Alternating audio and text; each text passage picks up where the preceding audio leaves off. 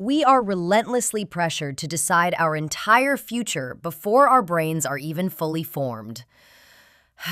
It is this terrifying, suffocating cultural obsession with a head start. You already know the narrative, don't you? Pick a lane, find your niche, put your head down, specialize early, and grind out those legendary 10,000 hours. And if you find yourself at 25 or 35 or 50 wanting to change directions, or if you harbor a dozen different, seemingly disconnected interests, you are made to feel like a complete failure, like you are a drifter, like you are hopelessly, permanently behind.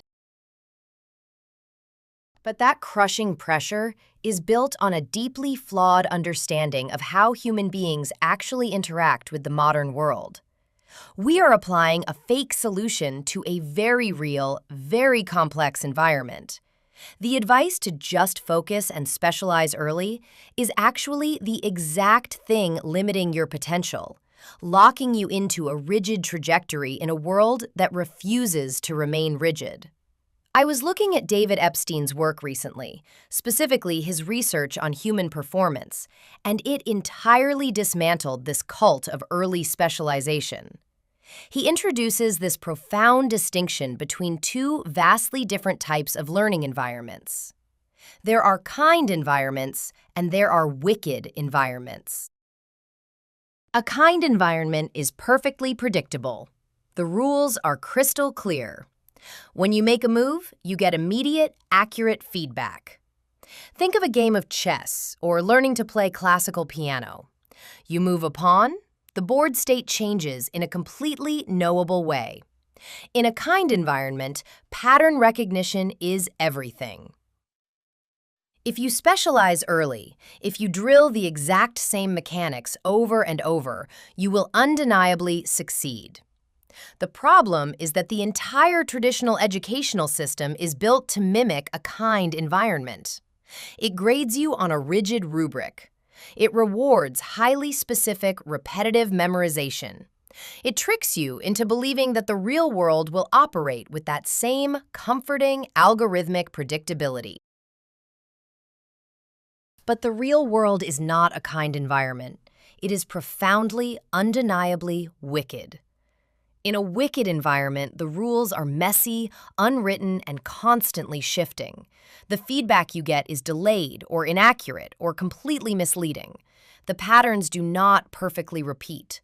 You might do everything exactly right and still fail, or do something completely absurd and wildly succeed.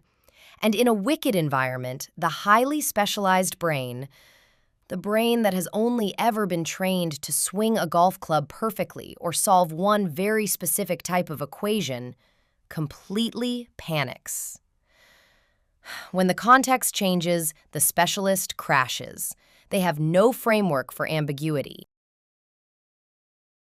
This is where the concept of the generalist fundamentally shifts the narrative.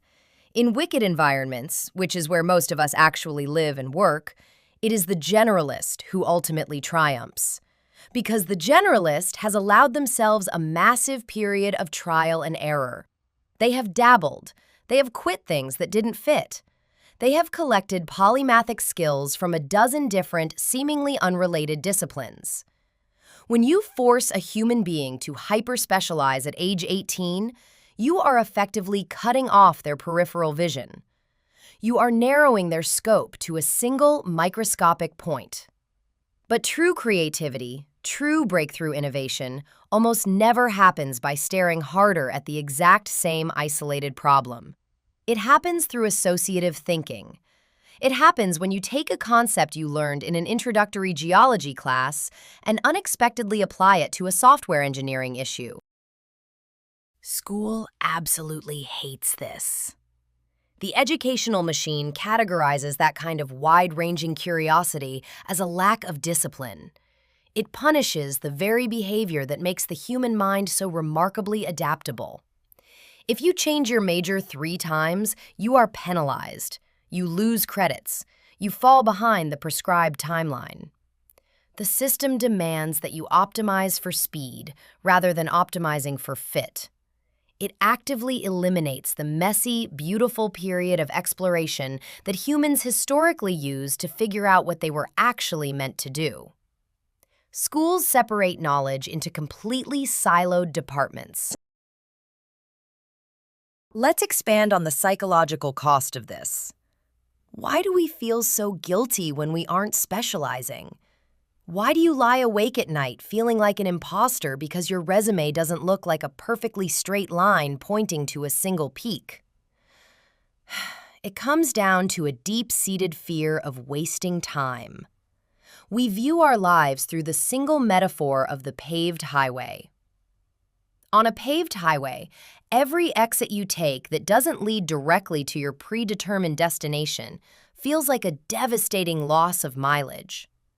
If you spend 3 years studying architecture and then suddenly realize you want to be a writer, the paved highway mentality tells you that you just threw away 3 whole years of your life.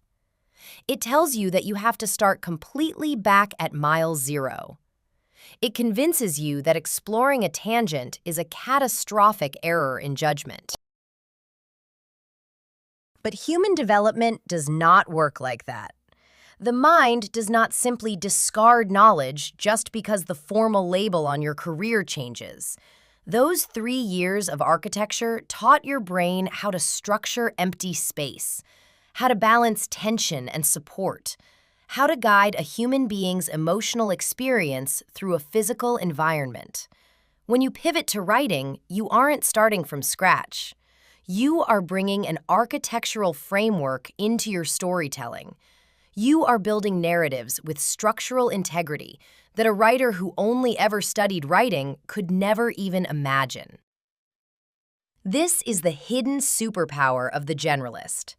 Every detour, every seemingly wasted year, every strange hobby you picked up and abandoned, it all compounds.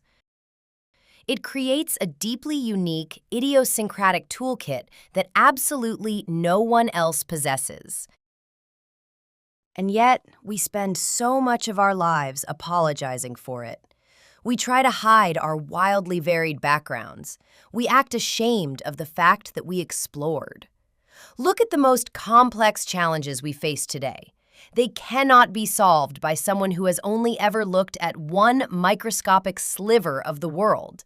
They require wide-ranging, interdisciplinary synthesis. They require people who are entirely comfortable sitting in total ambiguity, drawing from disparate fields and experimenting until something completely new emerges. We have to stop viewing our past interests as abandoned failures and start viewing them as essential data points in a much larger, much more resilient psychological framework. We need to completely destigmatize the act of quitting. Quitting is genuinely one of the most important tools a generalist has. But we are taught that winners never quit, right? That is terrible advice in a wicked environment. If you realize that a particular specialty does not fit your underlying strengths, grinding it out for another 5 years is not a victory. It is an enormous misallocation of your finite human potential. When you quit a path that doesn't fit, you free up the bandwidth to find the one that actually does. You are adjusting your trajectory based on new evidence. You are not behind because you haven't mastered one single thing by the age of 30. You are actually accumulating the exact kind of cognitive flexibility that the future so desperately relies on. Quitting is a mechanism of navigation, a way to traverse the wicked environment without getting trapped in a dead end. If you are caught in that guilt cycle right now, staring at a bookshelf full of half-read books on a dozen different topics and feeling a profound sense of failure, you have to consciously unlearn that shame. This realization has to move from a comforting thought into a practical shift in how you operate tomorrow. So here is how you anchor this. Tomorrow, do not try to prune your interests to look more professional. Instead, I want you to intentionally cross-pollinate.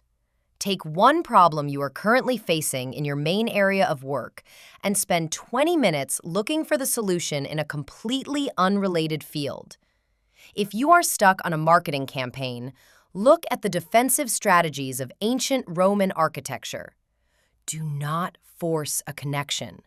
Just let your brain sit in the unfamiliar territory. You are taking a step off the paved highway and actively training your brain to navigate the wicked environment. You are reminding yourself that your range is not your weakness. It is the very key to your survival.